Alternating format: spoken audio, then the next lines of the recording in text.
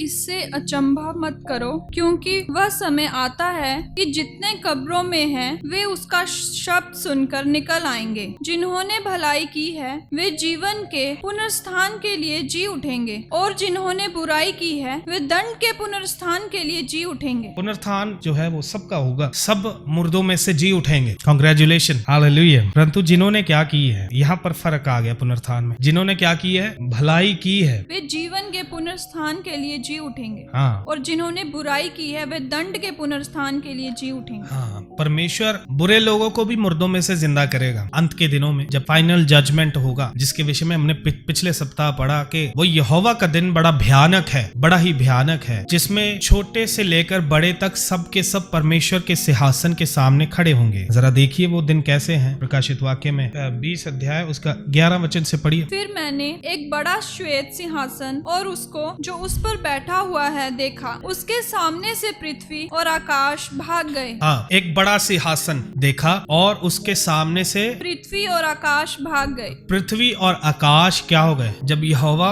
Final judgement में अपने सिंहासन के ऊपर बैठेगा, और पृथ्वी और आकाश क्या हो जाएंगे? भाग जाएंगे। भाग जाने का मतलब आप फिर दोबारा इस पृथ्वी को, इस आकाश को दोबारा नहीं देखेंगे, और उनके लिए जगह न मिली। हाँ, उनके लिए जगह, ये फिर उनके लिए कोई जगह नहीं मिली। वो भाग गए, पृथ्वी और आकाश, माने सब कुछ तबाह हो गया। फिर इसके साथ 21 का 1 पढ़ लीजिए, फिर आपको थोड़ा क्लियर हो जाएगा। फिर मैंने हाँ, नए आकाश हाँ। और नई पृथ्वी को देखा। फिर मैंने नया आकाश और नई पृथ्वी को देखा। आकाश भी नया होगा और पृथ्वी भी नई होगी, मतलब पुरानी पृथ्वी और आकाश नहीं रहे। वापस से वहां पर पढ़िए 11 से 20 का। फिर मैंने एक बड़ा श्वेत सिंहासन और उसको जो उस पर बैठा हुआ है देखा। जी। उसके सामने से पृथ्वी और आकाश भाग गए और उनके लिए जगह न मिली। फिर मैंने छोटे बड़े सब मरे हुओं को सिंहासन के सामने खड़े हुए देखा। देखिए, छोटे और बड़े, ये छोटे भी सुन ले, छोटे भी और बड़े भी, सब के सब उस सिंहासन के सामने खड़े हैं। और पुस्तकें खोली गईं। हाँ, फिर क्या खोली? किताबें खोली। फिर एक और पुस्तक खोली गई। हाँ, फिर एक और पुस्तक खोली गई, अर्थात जीवन की पुस्तक। अर्थात जीवन की पुस्तक। 2 पुस्तकें हैं। जीवन की पुस्तक में तमाम विश्वासियों के नाम लिखे गए जो यीशु मसीह के ऊपर भरोसा करते हैं और यीशु मसीह पर विश्वास करते हैं, उनके नाम लिखे गए। इसको मेमने की पुस्तक भी कहा जाता है। हमने पिछले दिनों में चर्चा की। इस सृष्टि की रचना से पहले वो मेमना जो वध किया गया, उसकी पुस्तक में जिसका नाम लिखा हुआ ना मिला, वह परमेश्वर के आराम में प्रवेश न करेगा। तो 2 पुस्तकें हैं वहां पर खोली गई। आगे, अर्थात जीवन की पुस्तक, और जैसा उन पुस्तकों में लिखा हुआ था वैसे ही उनके कामों के अनुसार मरे हुओं का न्याय किया गया। हाँ, मरे हुओं का क्या किया गया? न्याय किया गया। जैसा उन पुस्तकों में लिखा है उसके हिसाब से फिर मरे हुओं का नाम लिखा गया। अब जो भी करते हैं, जो भी बोलते हैं, सब लिखा जाता है। सब क्या किया जाता है? लिखा जाता है। हालेलुया। स्वर्ग में बिठाए परमेश्वर ने लिखारी, वो लिखते रहते हैं, लिखते रहते हैं। फिर कलाम में ये भी लिखा है कि परमेश्वर के भक्तों ने आपस में कुछ बातें की और परमेश्वर ने उनकी याद में एक पुस्तक लिखी। परमेश्वर लिख देता है। हालेलुया। पढ़िए। समुद्र ने उन मरे हुओं को जो उसमें थे दे दिया। हाँ, जो समुद्र में दफनाए गए हैं। 3 तरीके से मरने के बाद लोग विधियां करते हैं, संस्कार करते हैं, आग में जलाते हैं, या पानी में उसको दफन करते हैं, या मिट्टी में दफनाते हैं। 3 तरीके ही हैं। तो चाहे आपको पानी में दफन किया गया है, चाहे आग में जलाया गया है, चाहे मिट्टी में दफन किया गया है, सबका पुनरुत्थान होगा। सब के सब मुर्दों में से जी उठेंगे। पढ़िए आगे। समुद्र ने उन मरे हुओं को जो उसमें थे दे दिया। हाँ, जो समुद्र में जो दफन किए गए हैं या समुद्र में डूबे मर गए हैं, उन समुद्र ने उन लाशों को या उन मृतक लोगों को परमेश्वर के हवाले दे दिया। और मृत्यु और अधोलोक ने उन मरे हुओं को जो उनमें थे दे दिया, और उनमें से हर एक के कामों के अनुसार उनका न्याय किया गया। और जो अधोलोक में है, अभी जब कोई मरता है तो सीधा उसका न्याय होता है, या तो वो परमेश्वर ने 2 जगहें टेम्पररी ठहराई हैं। इंग्लिश में उसको पैराडाइज कहा जाता है, स्वर्गलोक कहा जाता है। और यदि कोई धर्मी है, प्रभु पर ईमान रखता है, तो वो पैराडाइस में जाता है, आराम के स्थान में जाता है, जिसको अब्राहम की गोद भी कहा जाता है, जहां पर लाजर गया। हालेलुया। दूसरा जगह है अधोलोक। अधोलोक वो पीड़ा का स्थान है जहां पर टेम्पररी तौर पर एक पापी व्यक्ति की रूह जो है वहां पर तड़पती है, जैसे धनी मनुष्य। धनी और लाजर की जो कहानी आप सब वाकिफ है उससे। तो जो रूह अंत के दिनों में जब पृथ्वी और आकाश टल जाएंगे, मिट जाएंगे, भाग जाएंगे, परमेश्वर के सिंहासन के सामने अधलोक में से भी रूहें निकलकर उधर खड़ी होंगी और पानी में से रूहें निकलकर उधर खड़ी होंगी। फिर मृत्यु और अधोलोक आग की झील में डाले गए। यह आग की झील दूसरी मृत्यु है, और जिस किसी का नाम जीवन की पुस्तक में लिखा हुआ न मिला, हाँ, वह आग की झील में डाला गया। हाँ, जिस किसी का नाम जीवन की पुस्तक में लिखा हुआ ना मिला, वह आग की झील में डाला गया। दूसरी मृत्यु, जैसा कि मनुष्यों के लिए कितनी बार मरते हैं मनुष्य? एक बार मरते हैं, उसके बाद सीधा क्या है? और जैसे मनुष्य के लिए एक बार मरना और उसके बाद न्याय का होना नियुक्त है। नियुक्त किया गया किसके बाद? मरने के बाद सीधा न्याय है आपका। यदि आप विश्वास करते हैं, प्रभु के ऊपर ईमान रखते हैं, आपका नाम परमेश्वर के जीवन की पुस्तक में लिखा गया है, तो आप आराम के स्थान में जाते हैं। यदि आपका नाम वहां पर नहीं लिखा है, तो आप पीड़ा के स्थान, अधलोक जिसे कहा जाता है, वहां पर जाते हैं। अंत में फिर न्याय होगा, फाइनल जजमेंट जो, उसमें अधलोक को फिर से परमेश्वर के सामने खड़ा किया जाएगा और अधलोक और उसमें डाली हुई रूहें एक साथ आग की झील, अनंत जो नरक है, उसमें डाली जाएंगी। ये फाइनल जजमेंट है। बथेरे लोग कहते हैं स्वर्ग भी यहीं पर है, नरक भी यहीं पर है। ना स्वर्ग है ना नरक है, यहीं पर है सब कुछ। यहाँ पर कुछ भी नहीं, कुछ भी नहीं। कुछ सालों की जिंदगी है बस। वो क्यों दी है परमेश्वर ने? ताकि हम उसमें अपनी मुक्ति को पाएं, अपनी मुक्ति के काम को पूरा करें, ताकि हम भलाई करें, ताकि हम परमेश्वर के बताए हुए राह पर चले, ताकि हम परमेश्वर की विधियों के अनुसार जीवन व्यतीत करें। क्या है उसकी विधियां? यही चोरी नहीं करनी, हत्या नहीं करनी, व्यभिचार नहीं करना, लालच नहीं करना, किसी के विरोध में झूठी गवाही नहीं देनी, किसी की चीज का लालच नहीं करना। हालेलुया। ये है परमेश्वर की विधियां, यीशु मसीह की शिक्षा जो है, परमेश्वर की शिक्षा जो है। तो पुनरुत्थान होगा अंत के दिनों में फिर से, भला करने वालों का भी और बुरा करने वालों का भी। पढ़िए दोबारा यूहन्ना का सुसमाचार में 5:28 और 29। इससे अचंबा मत करो, हाँ, क्योंकि वह समय आता है, हाँ, कि जितने कब्रों में हैं वे उसका शब्द सुनकर निकल आएंगे। जिन्होंने भलाई की है वे जीवन के पुनरुत्थान के लिए जी उठेंगे, हाँ, और जिन्होंने बुराई की है वे दंड के पुनरुत्थान के लिए जी उठेंगे। हाँ, जिन्होंने भलाई की है वे जीवन के पुनरुत्थान के लिए जी उठेंगे, जिन्होंने बुराई की है वे दंड के पुनरुत्थान के लिए। वो जो अभी हमने पढ़ा, दंड जब परमेश्वर देगा फाइनल, सदा के लिए पीड़ा, सदा के लिए मृत्यु। भला क्या है? किनके साथ भलाई करनी है बताइए? सबके साथ करनी है, सबके साथ। गलातियों 6:10 पढ़िए। विशेष करके भाइयों का लिखा है, पर करनी सबके साथ है। जहां तक आपको मौका मिले हम सबके साथ भलाई करें। विशेष करके विश्वासी भाई हैं, पर भलाई सबके साथ हमने करनी है। करते हैं भलाई, बताइए। मत्ती 19 अध्याय में देखिए, 19:16 से पढ़िए। एक मनुष्य यीशु के पास आया और उससे कहा, हे गुरु, मैं कौन सा भला काम करूं कि अनंत जीवन पाऊं? हाँ, मैं कौन सा भला काम करूं कि अनंत जीवन पाऊं? उसने उससे कहा, सुन लीजिए भलाई क्या है। तू मुझसे भलाई के विषय में क्यों पूछता है?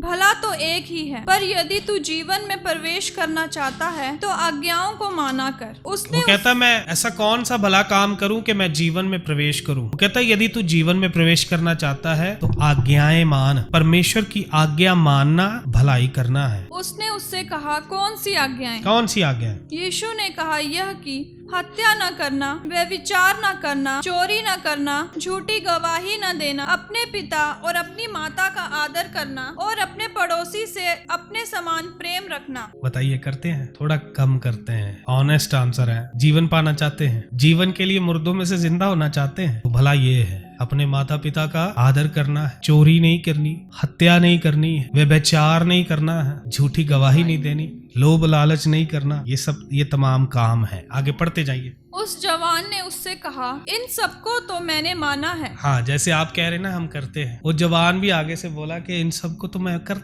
रहा हूँ, मान रहा हूँ। अब मुझ में किस बात की घटी है? अब मुझ में किस बात की घटी है? यीशु ने उससे कहा, यदि तू सिद्ध होना चाहता है, जा अपना माल बेचकर कंगालों को दे और तुम्हें स्वर्ग में धन मिलेगा, और आकर मेरे पीछे हो ले। ये कमी है। इस बात की क्या है? घटी है। ना तो हम प्रभु के पीछे हो लिए हैं, ना हम कंगालों की सुधि लेते हैं। बताइए, नहीं लेते। ये कमी है। किस बात की कमी है? कंगालों की कहता शुद्धि नहीं लेते, तो जाओ गरीबों में दान करो। और दान भी कैसे करना? कहता जब दान करे तो अपने आगे बैंड नहीं बजवाना। हमारे क्रिश्चियन लोग क्या करते हैं, जब चर्च में कुछ दान देते हैं, मोस्टली चर्चेस में ऐसा ही होता है, कुछ किसी ने पंखे लगवा दिए तो पंखों के ऊपर अपना नाम लिखवा देते हैं कि गिवन बाय, अनाउंसमेंट करवा देते हैं कि ये फलाने की ओर से है, ये उसकी ओर से है, उसकी ओर से है। देखा ही होगा आपने, सबको पता है पंखों के ऊपर नाम लिखा होता है। ईंटों का एक बुर्ज बनाकर उस पर फिर स्पेशल गोल्डन अक्षरों के साथ लिखाया जाता है कि ये दीवार इसकी ओर से बनाई गई है, ये चर्च में इसने इतना दान किया है। साथ में लिख देते ब्रैकेट में NRI, बाहर से भेजते हैं, है ना। तुर्री बजाते अपने आगे भलाई करते हुए। वो ऐसा किसी का मदद किया तो फिर वो एक्सेप्टेबल नहीं होता, है ना। दान देते, अब बथेरे जो है, कई क्रिश्चियन लोग भी हैं जो भला करते वक्त सड़कों पर कंबल बांटते हैं, किसी को कुछ दे रहे, किसी को कुछ दे रहे, साथ में एक मोबाइल पकड़ा कर किसी को फोटो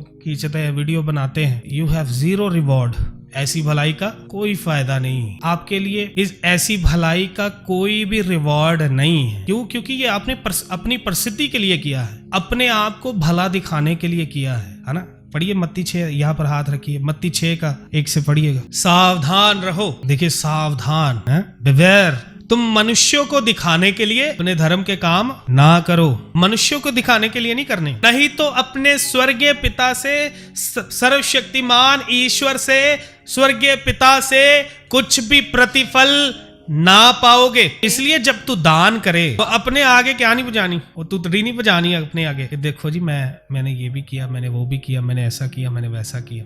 फिर जैसे कपटी सभाओं और गलियों में करते हैं, कपटी लोग करते हैं ऐसा। कपटी माने पखंडी, रेनेगेड लोग जो हैं, जो दिखाते हैं बट है नहीं वैसे, जो लोग अपने आगे तुर्री बजाते हैं, जो अनाउंसमेंट कराते हैं, जो कुछ किसी का भला करने के बदले में आदर चाहते हैं, ऐसा व्यक्ति परमेश्वर की ओर से कोई भी प्रतिफल नहीं पाएगा। आगे और पखंडी लोग ऐसा करते हैं ताकि लोग उनकी क्या करें, बड़ाई करें, लोग उनकी प्रशंसा करें कि देखो जी इन्होंने ऐसा किया है। फिर मैं तुमसे सच कहता हूँ, वे लोग अपना प्रतिफल पा चुके, आगे उनके लिए कोई प्रतिफल नहीं है। देखिए हम पिछली बार बात कर रहे थे ना कि ये कितना गंभीर है जब परमेश्वर के वचन में लिखा गया है कि वे अपना प्रतिफल पा चुके, माने देयर इज नो होप, आगे के जीवन में उनके लिए कोई भी आशा नहीं है। फिर हाँ, अगर आपने किसी की हेल्प की है, किसी ने आपसे हेल्प लेकर परमेश्वर का धन्यवाद कर दिया तो आपको रिवॉर्ड तो मिलेगा। पर यदि आपने ये अपनी प्रसिद्धि के लिए किया है तो वो रिवॉर्ड जो है इसी धरती पर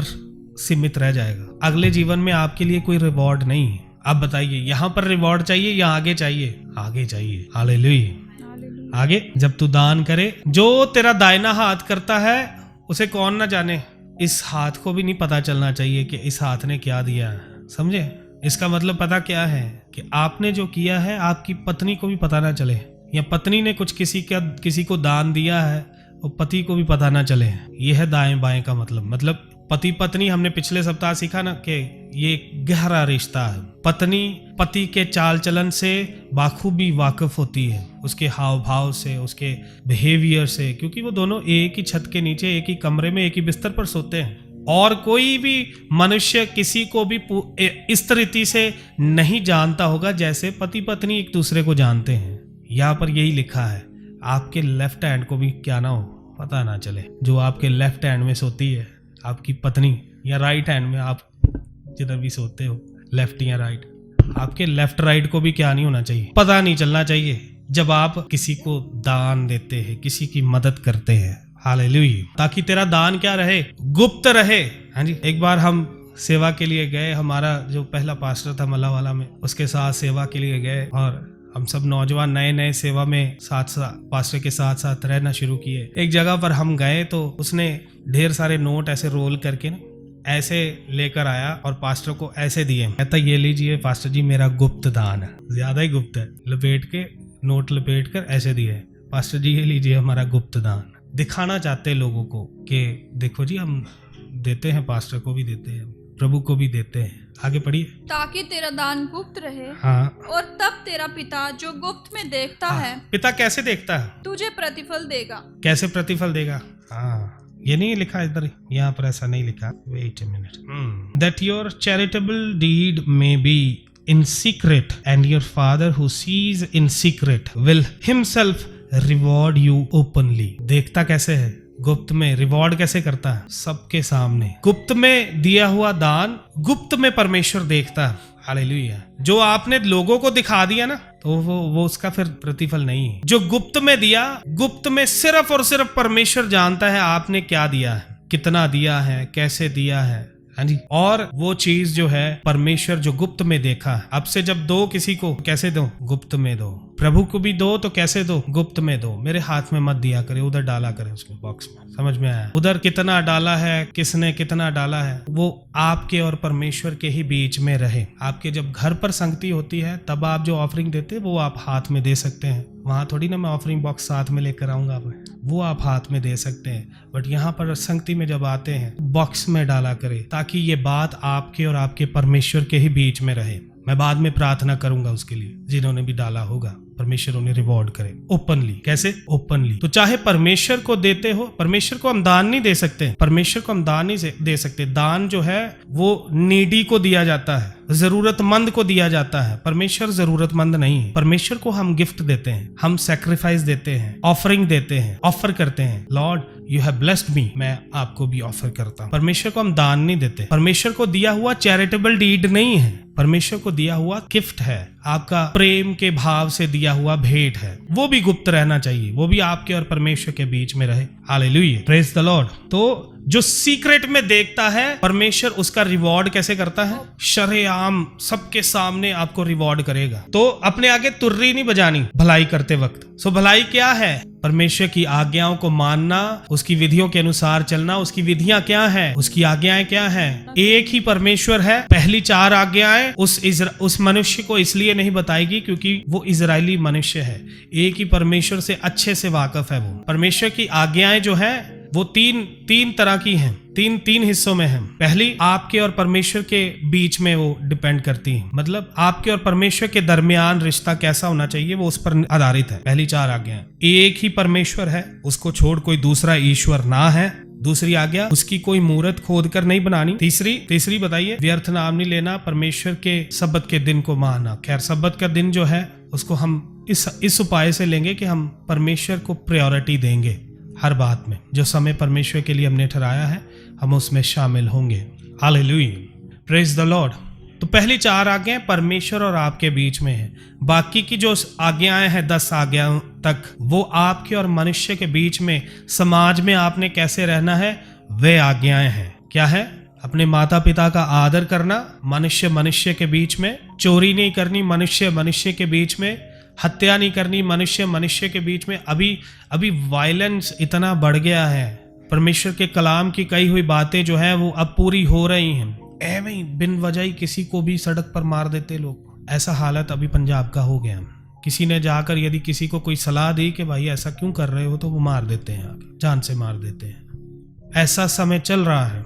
ऐसे में हमने अपने आप को शुद्ध पवित्र रखना है, परमेश्वर के वचनों में बने रहकर, परमेश्वर की आज्ञाओं में बने रहकर। हालेलुया। तो ये सब सारी आज्ञाएं प्रभु यीशु मसीह ने उस नौजवान को बताई कि तू माता पिता का आज्ञाकारी कर, आदर कर, खून ना कर, चोरी ना कर, व्यभिचार ना कर। वो तमाम आज्ञाएं जो मनुष्य के साथ संबंध रखती हैं, वो सारी आज्ञाएं परमेश्वर ने उनको बताई। फिर वो कहता है ये तो मैं मानता आया हूं, किस बात की कमी है? कहता है कंगालों की सुधि लो, यीशु मसीह के पीछे हो लो, ये कमी है। यदि आप माता पिता का आदर करते हैं, ठीक है। यदि आप व्यभिचार में नहीं हैं, बहुत अच्छे, बखूब, हालेलुया। यदि आप चोरी नहीं करते हैं, यदि आप ईर्ष्या झगड़ा नहीं करते हैं, लालच की भाव नहीं रखते हैं, झूठी गवाही आप नहीं देते हैं, बहुत अच्छे। कमी है तो भी क्या कमी है?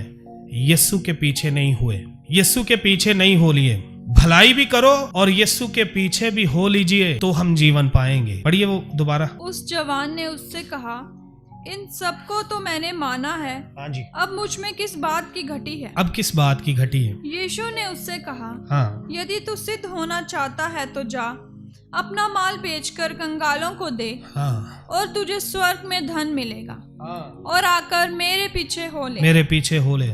परंतु वह जवान यह बात सुन उदास होकर चला गया, क्योंकि वह बहुत धनी था। हाँ, सुनकर उदास हो गया क्योंकि वे बहुत धनी था। उसको अपने धन के साथ प्रेम था। धन और परमेश्वर दोनों की एक साथ सेवा नहीं हो सकती। दोनों को एक साथ हम प्रेम नहीं कर सकते।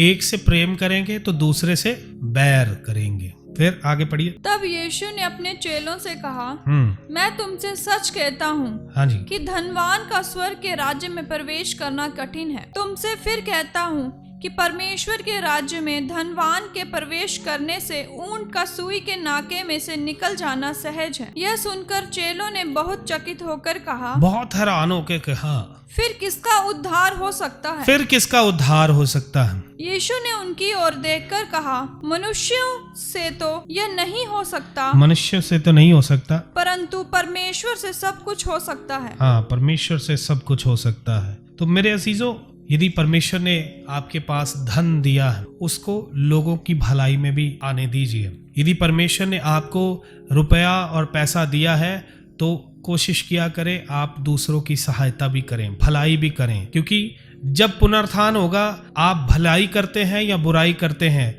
ये मैटर करेगा बाद में। हाँ, यीशु के ऊपर विश्वास करते हैं, ठीक है, भलाई नहीं है तो फिर विश्वासी काहे का विश्वासी, यदि जीवन में भलाई नहीं है। कलाम कहता है जो भलाई करना जानता है परंतु नहीं करता है तो क्या करता है? पाप करता है। तो पाप की दशा में आप जीवन पाएंगे, ये मेरी समझ से बाहर है। पाप की मजदूरी तो मौत वचन कहता है। आप जानते हैं सामरी गुड समैरिटन करके एक लॉ पास हुआ है अपने भारत में, जानते हैं आप? ये पहले रास्ते पर किसी का एक्सीडेंट हो जाता है ना तो सब लोग रिस्क के मारे पूछताछ करेंगे, पुलिस पूछताछ करेगी, मैं ना फंस जाऊं, मेरा नाम ना आ जाए, मेरे ऊपर कोई FIR ना हो जाए, तो लोग उस एक्सीडेंट हुए व्यक्ति को उठाकर हॉस्पिटल नहीं पहुंचाते थे इस डर से। लेकिन गुड समैरिटन नाम से एक लॉ पास हुआ है, जो भी सड़क में हादसे में किसी की सहायता करता है उसको हॉस्पिटल पहुंचाता है, उसकी तो एक तो नाम उसका गुप्त रखा जाता है, दूसरा उसको इनाम भी मिलता है, उसको रिवॉर्ड भी मिलता है अगर उसने लगातार कुछ लोगों की सड़क पर मदद की है ना। ये देखो अन्य जातियों में बाइबल में से एक शब्द निकल, गुड समैरिटन एक शब्द निकल कर आ गया है और देखो ये कानून बना है। आप सर्च कीजिएगा आपको दिखेगा। हम लोग कितना करते बताइए? यही परिस्थिति थी ना, सामरी गुजरा तो रास्ते में ही तो पड़ा था जख्मी, उसने उसकी सहायता की, उसने उसकी मदद की। हालेलुया। क्या हम करते हैं? क्या हम कर सकते हैं? भलाई नहीं करेंगे तो भलाई देखेंगे भी नहीं। फिलिपियो 4:8 पढ़िए। इसलिए हे भाइयों, जो बातें सत्य हैं और जो बातें आदरणीय हैं और जो बातें उचित हैं और जो बातें पवित्र हैं और जो बातें सुहावनी हैं और जो बातें मन भावनी हैं, अर्थात जो भी सद्गुण और प्रशंसा की बातें हैं, उन पर ध्यान लगाया करो। उन पर ध्यान लगाया करो। लगाते हैं ध्यान? ड्यूटी जाना, घरे होना, ड्यूटी जाना है, घरे होना, ड्यूटी जाना है, घरे होना, सो जाना, रोटी खा ली, सो ली, बस यही चल रहा है। हाँ, इसके साथ भजन संहिता 37:3 पढ़िए। यहोवा पर भरोसा रख और भला कर, देश में बसा रहे और सच्चाई में मन लगाए रह। यहोवा को अपने सुख का मूल जान और वह तेरे मनोरथों को पूरा करेगा। हाँ, फिर वो तेरी मनोरथों को भी क्या करेगा? पूरा करेगा। हालेलुया। 34:14 पढ़िए भजन संहिता। बुराई को छोड़ और भलाई कर, मेल को ढूंढ, मेल मिलाप को ढूंढ और उसी का पीछा कर। हालेलुया।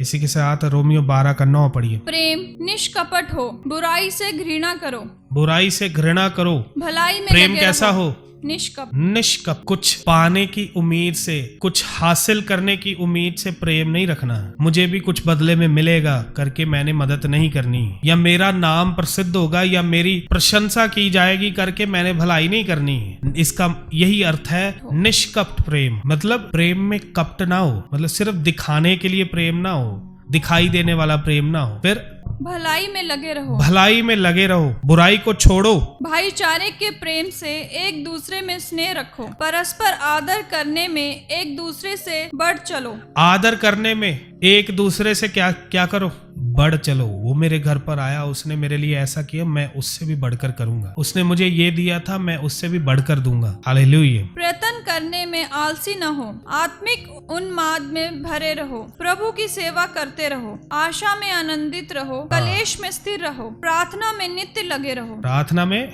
नित्य लगे रहो। 2 कुरिन्थियों 9:8। परमेश्वर सब प्रकार का अनुग्रह तुम्हें बहुतायत से दे सकता है, जिससे हर बात में और हर समय सब कुछ जो तुम्हें आवश्यक हो तुम्हारे पास रहे, और हर एक भले काम के लिए तुम्हारे पास बहुत कुछ हो। हालेलुया। जो भलाई करता है परमेश्वर उसे ऐसा अनुग्रह दे सकता है कि आपके पास बहुत कुछ रहे, ताकि आप दूसरों का भी मदद कर पाए। हालेलुया। इसके साथ रोमियो 12:21 पढ़िए। बुराई से न हारो, परंतु भलाई से बुराई को जीत लो। परंतु भलाई से बुराई को जीत लो। जो आपके साथ बुरा करते हैं, यीशु मसीह का शिक्षा ये है, उनके साथ भी क्या करो? भलाई ही करो। करते हैं, कर पाते हैं आप? हालेलुया। हमने भी करना है। हालेलुया। जो हमारे साथ क्या करते हैं? बुराई करते हैं, हमने उनके साथ क्या करना है? भलाई करनी। बुराई के बदले बुराई नहीं करनी। पढ़िए यही वचन। बुराई से न हारो, परंतु भलाई से बुराई को जीत लो। परंतु भलाई से बुराई को जीत लो। फिर 1 कुरिन्थियों 15:33 पढ़िए। धोखा न खाना, बुरी संगति अच्छे चरित्र को बिगाड़ देती है। हाँ, धर्म के लिए जाग उठो। यदि आप बुरेयार लोगों में बैठेंगे, बुरे लोगों में आपका उठना बैठना होगा, बुरी संगति अच्छे चरित्र को बिगाड़ देती है। आपको फिर उसके परिणाम भी देखने पड़ते हैं। अपने आप को अच्छे लोगों के साथ सराउंड करना, धर्मी लोगों के साथ सराउंड करना,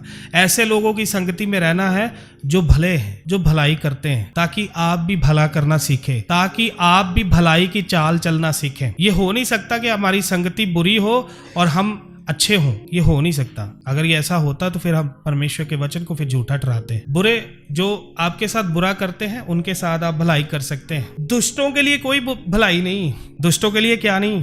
भलाई नहीं है। एक आयत पढ़िए, दूसरा इतिहास 19:2 पढ़िए। तब हनानी नामक दर्शी का पुत्र येहू यहोशापात राजा से भेंट करने को निकला और उससे कहने लगा, यहोशापात के साथ एक दर्शी आया है। क्या दुष्टों की सहायता करनी? क्या दुष्टों की सहायता करनी? और यहोवा के बैरियों से प्रेम रखना चाहिए। और यहोवा के बैरियों से प्रेम रखना चाहिए। इस काम के कारण यहोवा की ओर से तुझ पर क्रोध भड़का है। इस काम के कारण यहोवा की ओर से क्रोध भड़का है तुम पर।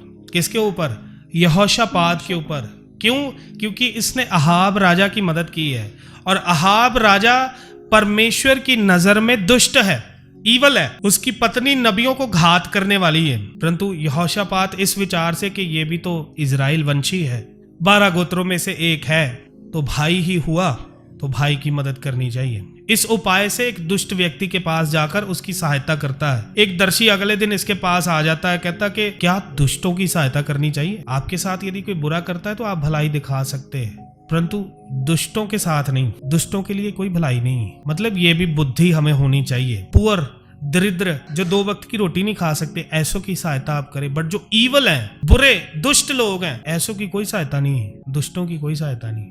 इस बात के कारण वचन कहता है यहोशापात के ऊपर परमेश्वर का क्रोध भड़का है। तो परमेश्वर का क्रोध आप ही के ऊपर भड़केगा। फिर अगर आप ऐसे व्यक्ति की मदद में लग जाए जो परमेश्वर का बैरी है, जो दुष्ट है, जो ईवल है, आप उसको सलाह जरूर दे सकते हैं कि भाई तौबा कर ले। इससे भला और कुछ आप कर नहीं सकते एक दुष्ट व्यक्ति के लिए कि उसको आप तौबा की सलाह दें। Hallelujah, praise the Lord, hallelujah. तो अपने जीवन को जांचें और परखें। दाऊद एक हमारे सामने एक बड़ा उदाहरण है, कैसे शाऊल हाथ धोकर उसके पीछे पड़ा था तो भी वह अंत तक उसके साथ भलाई करता रहा। पुराने नियम का विश्वासी है, यीशु मसीह की शिक्षा को फॉलो कर रहा है। दुश्मनों से क्या? प्रेम रखना। उसके पास जाकर उसके कपड़े की कोने को काट लेता था, फिर उसको बताता था मैं चाहता तो तुम्हें मैं मार सकता था, परंतु मैं अपने स्वामी, उसको स्वामी पुकारता है वो, मैं अपने स्वामी, अपने राजा की विरुद्ध हाथ कैसे उठाऊं, मैं यहोवा के अभिषिक्त के खिलाफ हाथ कैसे उठाऊं।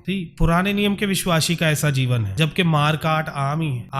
आप दुष्ट को मार देते हो ना, युद्ध में युद्ध चलता है, आप दुष्ट को मार देते हो या आपके हाथ से मर भी जाता है कोई, वो कत्ल नहीं गिना जाता। परमेश्वर ने, कल पढ़ रहा था शाऊल के विषय में कि परमेश्वर ने शाऊल के हाथों से फिलिस्तियों को दंड दिया तलवार के द्वारा, समझ रहे हैं। परंतु दाऊद कैसे डरता था, कहता मैं परमेश्वर के अभिषिक्त के विरोध में कैसे हाथ उठाऊं। और हमारा जीवन कैसा है, हमें तो किसी ने आकर कुछ बोल दिया तो फिर सहन नहीं होता, मुझे कैसे बोल दिया, इसकी इतनी हिम्मत, इसकी अभी ऐसी की तैसी करता हूं। ये जीवन है हमारा, विश्वासियों का जीवन नहीं है। सब भलाई करें, भलाई की खोज करें, भलाई में जीवन व्यतीत करें। हालेलुया।